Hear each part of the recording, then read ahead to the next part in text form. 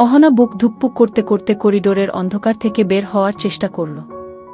বাইরে মেঘে ঢেকে থাকা চাঁদের আলোয় কলেজ প্রাঙ্গণটা অদ্ভুত ভয়ঙ্কর লাগছিল। বাতাসে ভেসে আসছিল ভেজা মাটির গন্ধ, কিন্তু তার সঙ্গে যেন মিশেছিল অজানা এক আতঙ্ক। হঠাৎ পেছনে পায়ের শব্দ। কেউ ধীরে ধীরে এগিয়ে আসছে। অহনা ভয়ে কাঁপতে কাঁপতে বলল, কে কে ওখানে? কোনো উত্তর নেই, শুধু পায়ের শব্দ কাছে আসছে। সে দৌড়ে লাইব্রেরির দিকে ছুটল। দরজা ঠেলে ভেতরে ঢুকেই দেখল টেবিলের উপর ছড়িয়ে আছে কিছু পুরনো ফাইল, আর তার উপরে লাল কালিতে লেখা, তুমি যদি বাঁচতে চাও সত্যিটা কাউকে বলো না গি। অহনা ফাইলগুলো উল্টে দেখতে গিয়েই বুঝল এগুলো কলেজের পুরনো রেকর্ড। আর একটাই স্পষ্ট ছবি, অনন্ত স্যারের সঙ্গে এক মেয়ে দাঁড়িয়ে আছে, যার চেহারা একেবারে অহনার মতো। তখনই হঠাৎ আলো নিভে গেল। দরজা ধীরে ধীরে বন্ধ হয়ে গেল ভেতর থেকে। অন্ধকারে কণ্ঠস্বর, তুমি আমাদের খুঁজে পেয়েছ, এখন তুমি বেরোতে পারবে না গি। অহনা চিৎকার করতেই ফাইলের ভেতর থেকে উড়ে এল একটা ছোট্ট কাগজ। আজ রাতেই সব শেষ হবে। অহনা সিঁড়ি দিয়ে উপরে উঠছিল ক্লাসরুমের দিকে। হঠাৎ মনে হলো কে যেন পিছন থেকে তার ওড়না হালকা টান দিল। চমকে পেছনে তাকাতেই অবাক হয়ে গেল অহনা। দাঁড়িয়ে আছে অনন্ত স্যার, কলেজের সবচেয়ে রাগী এবং স্টাইলিশ শিক্ষক। অনন্ত স্যার গম্ভীর মুখে বললেন, অহনা, এত দেরি করে আসছো কেন? ক্লাস শুরু হয়ে গেছে গু। অহনা কাঁপা গলায় বলল, স্যার, আমি ট্রাফিকে আটকে গিয়েছিলাম গু। কিছু না বলে স্যার অহনাকে ইশারায় একটি ফাঁকা ক্লাসে নিয়ে গেলেন। অহনার বুক ধুকপুক করছে, শাস্তি পেতে হবে বুঝতে পারছে। অনন্ত স্যার কিছুক্ষণ চুপ করে দাঁড়িয়ে রইলেন, তারপর গম্ভীর গলায় বললেন, তুমি জানো আমি দেরি একদম পছন্দ করি না, কিন্তু একটা জিনিস খেয়াল করেছি, তুমি পড়াশোনায় খারাপ নও, তবুও অঙ্কে ভুল করছো। কি হয়েছে? কোনো সমস্যা? অহনা মাথা নিচু করে বলল, স্যার, বাসার অবস্থা ভালো না, পড়ার সময় পাইনি গে। অনন্ত স্যার কিছুক্ষণ তাকিয়ে রইলেন, তারপর হালকা গলায় বললেন, তোমাকে সাহায্য করব, কিন্তু শর্ত হলো তুমি প্রতিদিন বাড়ির কাজ ঠিকমতো করবে। এখন ক্লাসে যাও। অহনা স্বস্তির নিঃশ্বাস ফেল, কিন্তু তার মনটা অস্থির হয়ে রইল। স্যার হঠাৎ এত কঠোর থেকে নরম হয়ে গেলেন কেন? এর পেছনে কি কোনো রহস্য আছে? ক্লাসে গিয়ে অহনা দেখে স্যার দূর থেকে মুচকি হাসছেন, অথচ এই স্যারের হাসি খুব কম দেখা যায়। অহনার মনে কেবল একটি প্রশ্ন, স্যার আমার প্রতি এত নজর দিচ্ছেন কেন? এর পিছনে কি কারণ লুকিয়ে আছে? 3 দিন ধরে অহনা কলেজে যায়নি। হাত পায়ের ব্যথা একদিকে আর মন খারাপ অন্যদিকে। মনে হচ্ছিল, স্যার আমাকে এত কড়া শাস্তি দিলেন কেন? ওনার চোখে এত রাগ কেন? 3য় দিন অহনা সাহস করে কলেজে ফিরল। ক্লাসরুমে ঢুকে চমকে উঠল। অনন্ত স্যারের ডান হাতে সাদা ব্যান্ডেজ, তার উপরে শুকনো রক্তের দাগ। অহনা ধীরে ধীরে পাশের মেয়েটির দিকে ঝুঁকে ফিসফিসিয়ে জিজ্ঞেস করল, এই শুনো, স্যারের হাতে কি হয়েছে? মেয়েটি নিঃশ্বাস ফেলে বলল, কেউ জানে না। স্যার বলেন এমনি কেটে গেছে, কিন্তু দাগ দেখে মনে হচ্ছে গভীর কিছু গু। অহনার বুকটা কেঁপে উঠল।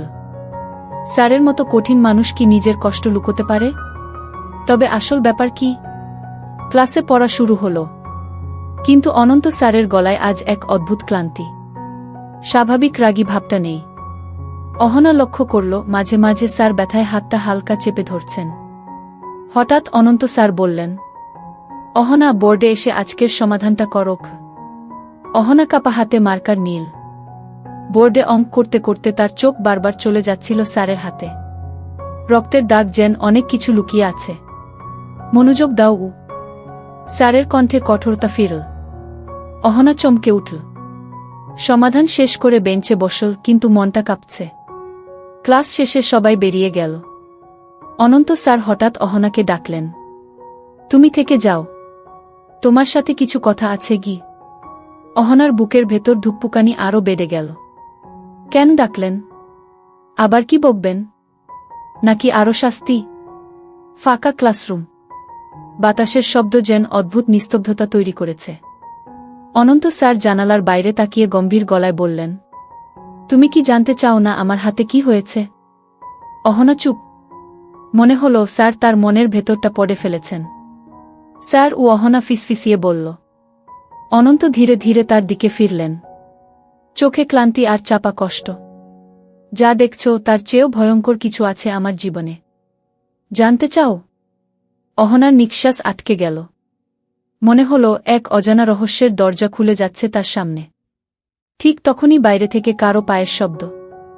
অনন্ত স্যার চমকে উঠে জানালার পর্দা সরালেন। দূর থেকে দেখা গেল কয়েকজন অচেনা মানুষ কলেজের মাঠে দাঁড়িয়ে অনন্তের দিকে তাকিয়ে আছে। স্যার ফিসফিসিয়ে বললেন, তারা এসেছে আমার জন্য। অহনা, তুমি কাউকে কিছু বলবে না, না হলে বিপদ হবে। অহনার চোখ বিস্ময়ে বড় হয়ে গেল। তারা কারা? স্যার কি জটিলতার মধ্যে আছেন? ফাঁকা ক্লাসরুমে অনন্ত স্যারের শেষ কথাগুলো অহনার মাথায় ঝড় তুলল। তারা এসেছে আমার জন্য। কাউকে কিছু বলবে না, না হলে বিপদ হবে। অহনা কিছু বলার আগেই স্যার তাড়াহুড়া করে দরজা খুলে বেরিয়ে গেলেন। বাইরে পা রাখতেই অহনা দেখতে পেল মাঠের পাশে 3 জন অচেনা মানুষ দাঁড়িয়ে আছে, চোখে অদ্ভুত দৃষ্টি, যেন কাউকে খুঁজছে। স্যার সোজা তাদের পাশ দিয়ে হেঁটে গেলেন, কিন্তু তারা স্যারের দিকে তাকিয়ে রইল, যেন কিছু বলতে চাইছে। অহনার গা শিউরে উঠল। এরা কারা?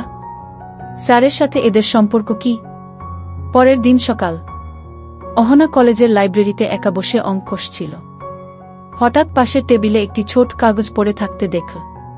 তাতে অদ্ভুত কয়েকটি লাইন লেখা। যাকে তুমি বিশ্বাস করছো সে আসলে সত্যি নয়, সাবধান। অহনার হাত ঠান্ডা হয়ে গেল।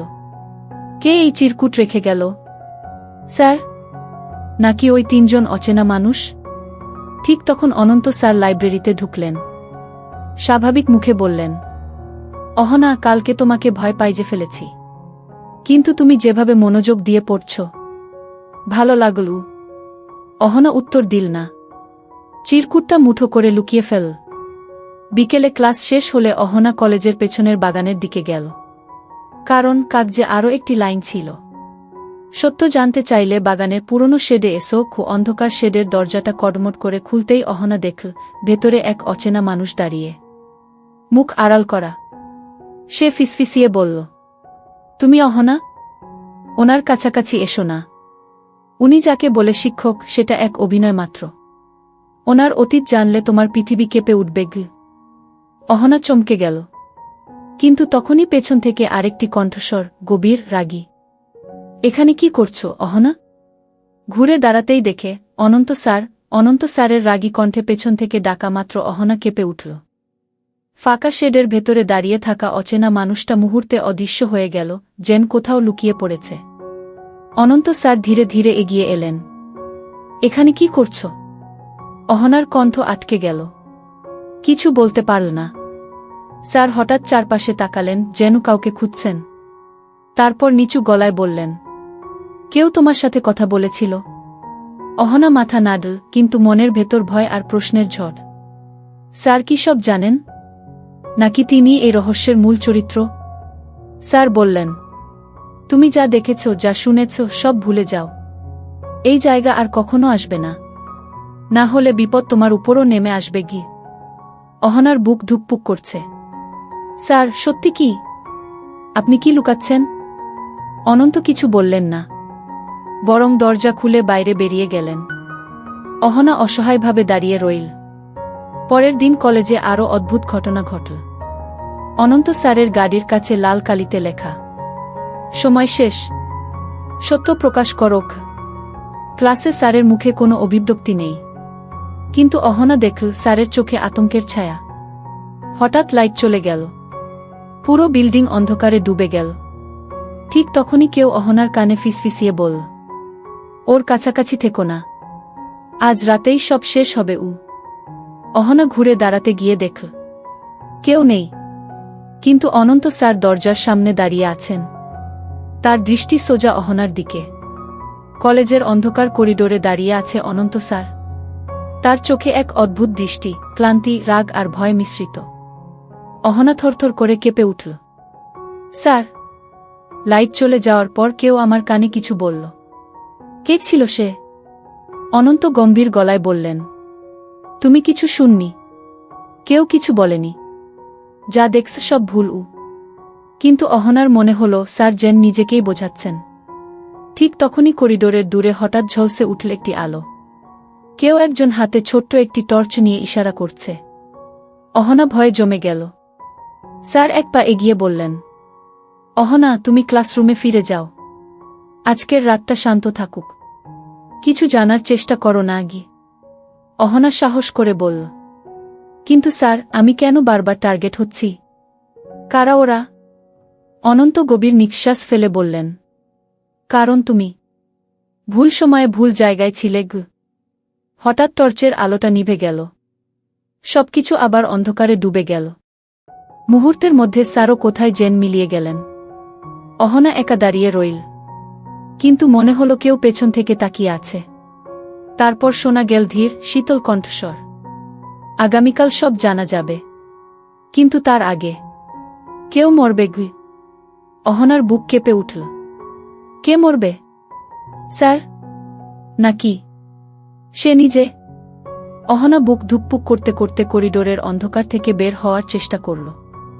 বাইরে মেঘে ঢেকে থাকা চাঁদের আলোয় কলেজ প্রাঙ্গণটা অদ্ভুত ভয়ঙ্কর লাগছিল। বাতাসে ভেসে আসছিল ভেজা মাটির গন্ধ, কিন্তু তার সঙ্গে যেন মিশেছিল অজানা এক আতঙ্ক। হঠাৎ পেছনে পায়ের শব্দ। কেউ ধীরে ধীরে এগিয়ে আসছে। অহনা ভয়ে কাঁপতে কাঁপতে বলল, কে? কে ওখানে? কোনো উত্তর নেই, শুধু পায়ের শব্দ কাছে আসছে। সে দৌড়ে লাইব্রেরির দিকে ছুটল। দরজা ঠেলে ভেতরে ঢুকেই দেখল টেবিলের উপর ছড়িয়ে আছে কিছু পুরনো ফাইল, আর তার উপরে লাল কালিতে লেখা, তুমি যদি বাঁচতে চাও সত্যিটা কাউকে বলো না। অহনা ফাইলগুলো উল্টে দেখতে গিয়েই বুঝল এগুলো কলেজের পুরনো রেকর্ড। আর একটাই স্পষ্ট ছবি, অনন্ত স্যারের সঙ্গে এক মেয়ে দাঁড়িয়ে আছে, যার চেহারা একেবারে অহনার মতো। তখনই হঠাৎ আলো নিভে গেল। দরজা ধীরে ধীরে বন্ধ হয়ে গেল ভেতর থেকে। অন্ধকারে কণ্ঠস্বর, তুমি আমাদের খুঁজে পেয়েছ, এখন তুমি বেরোতে পারবে না। অহনা চিৎকার করতেই ফাইলের ভেতর থেকে উড়ে এল একটা ছোট্ট কাগজ। আজ রাতেই সব শেষ হবে।